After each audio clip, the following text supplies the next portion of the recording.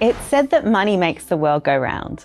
But in today's capitalist culture, we're at risk of spinning out of control without something to keep it in check. And that something is tax.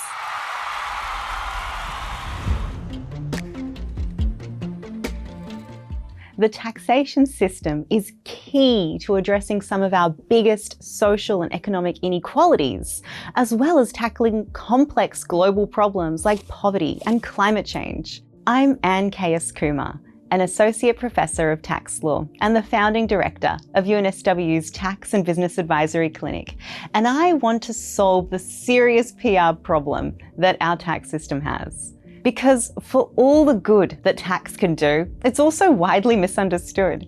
So stick with me as I break down some tax myths and show you how tax policy is something worth paying attention to. Myth number 1 is that Australia is a high tax country.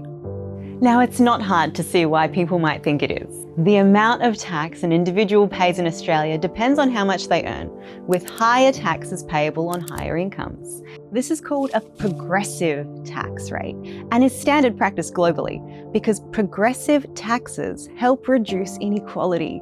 With the Stage 3 tax cuts effective from the 1st of July 2024, we pay tax of 16 cents on taxable income, which is income less deductions, for each dollar over $18,200. This then increases to 30 cents for each dollar over $45,000, then 37 cents for each dollar over $135,000, and 45 cents for each dollar over $190,000. We then need to add the Medicare levy, which helps pay for our health system.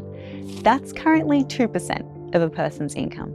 So for those of us in higher paying jobs, we could be paying up to 47 cents on each dollar over $190,000. But with a little perspective, this isn't quite as bad as it sounds. For a start, the higher tax rate is only payable on each dollar earned over $190,000. For everything up to that amount, the lower tax rates apply. What's more, when compared with other high-income countries around the world, the amount of tax that Australians pay has been consistently below average. The tax to GDP ratio is a good measure of this. The average ratio amongst the 38 member countries of the OECD is 34.1%. And among those countries, Australia ranks 30th, with just 28.5% of its GDP paid out in tax. That's lower than the UK, Canada, Japan, and far behind the Nordic countries like Denmark, Finland, Sweden, all of which have tax to GDP ratios over 40%. So Australia's tax take is relatively modest, and it goes a step further with its transfers and benefits system. Compared to other members of the OECD, Australia relies more heavily on income testing, with 80% of benefit spending being income tested. That means that lower income earners in Australia receive a larger share of available benefits. The 20% of the population on the lowest incomes receive some 12 times the benefits of the richest fifth. Compare that with the US, where the poorest receive just 1.5 times more benefits than the richest. So the myth of Australia as a country of unfairly high taxes just doesn't stack up.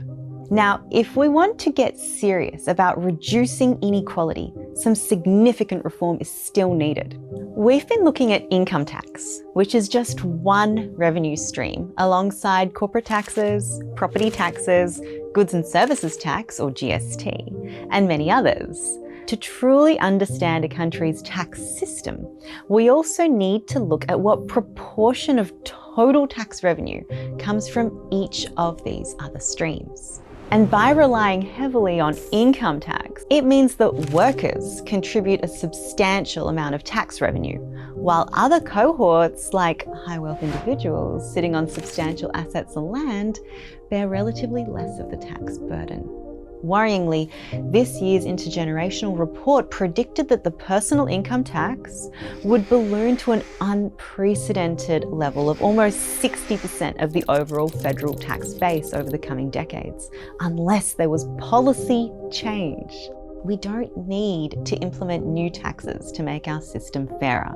Rather, we should address some of the rules already in place, like reforming policies on negative gearing, in which people who buy investment properties can deduct interest payments made to the bank against their tax, or making changes to the capital gains tax discount, which gives a 50% tax discount to those whose wealth is tied up in assets. And revisiting the GST debate. I can't be the only person that thinks that it's wacky that artisan sourdough loaves and oysters are GST free, whereas cheese and bacon, bread rolls and potato chips aren't.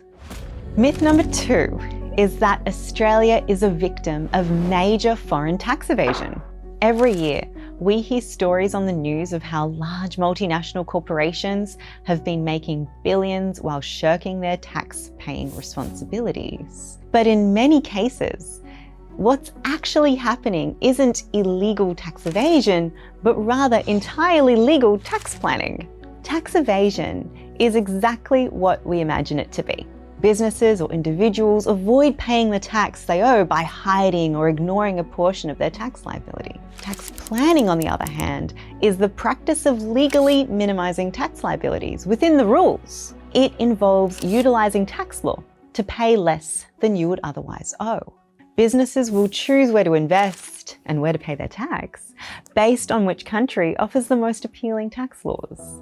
It's a tricky balance. Governments and policymakers are faced with the difficult task of, on one hand, encouraging foreign investment while also protecting the integrity of their national tax base. To that end, the Australian Taxation Office regularly measures the tax gap as the difference between what they think they should have been able to collect in taxes and what they actually collected. For large multinational businesses, which are the subject of the greatest tax evasion scrutiny, this tax gap is estimated at $2.6 billion.